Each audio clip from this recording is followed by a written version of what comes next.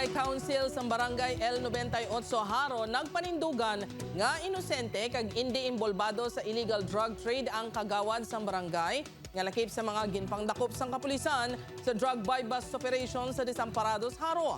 Apang Iloilo City Police Office nagpanindugan nga yara sa watch list si kagawad. Si John Sala nakatuto. Wala sang ikasarang, ini ang panindugan sa mga kaupod nga kagawad ni alias Joseph sa Barangay L98 Haro.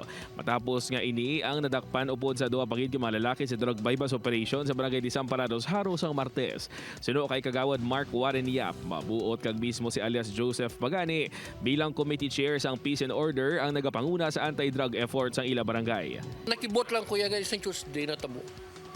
Totoo na storya, hindi na siya mabuot na siya nakagawad na mo. Hindi na siya capable magkamit kag magbaligya. Yes!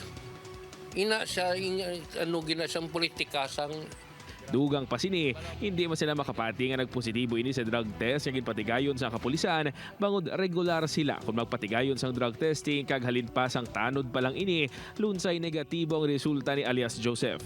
negative gina siya. Inainobra siya bagulang na i-positive siya. It's wrong. Apang si alias Joseph madugay na ngayara sa watchlist ang Iloilo City Police Office. Madugay man ang monitoring sa iya antes ginkasa ang operasyon. Although hindi siya ang main nga target, ato to siya sa lugar kag he is one of the co-conspirators sang target gid naton nga nagapartisipar gid sa pagbaligya sang sabog. Pero ara siya sa aton watchlist sa CDEO. Madumduman nga nakuhaan sang 12 ka sachet sang suspected shabu ang mga subject. Dugang pa ni Coronica, hindi lang si alias Joseph ang ilagin na monitor ng mga barangay officials nga nagapakigbahin sa illegal drug trade gani panawagan sini sa mga opisyal sa barangay.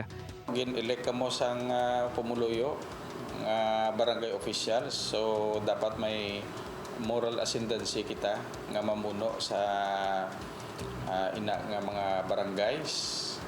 Kaga dapat ang mabulig sila sa aton nga law enforcement agencies. Preso sa karon sa Haro PNP ang tatlo lakip na si kagawad. Ginahulat pa sang Barangay Council sang L98 ang apiso sang DILG Iloilo City na tuhoy sa kaso sang kagawad.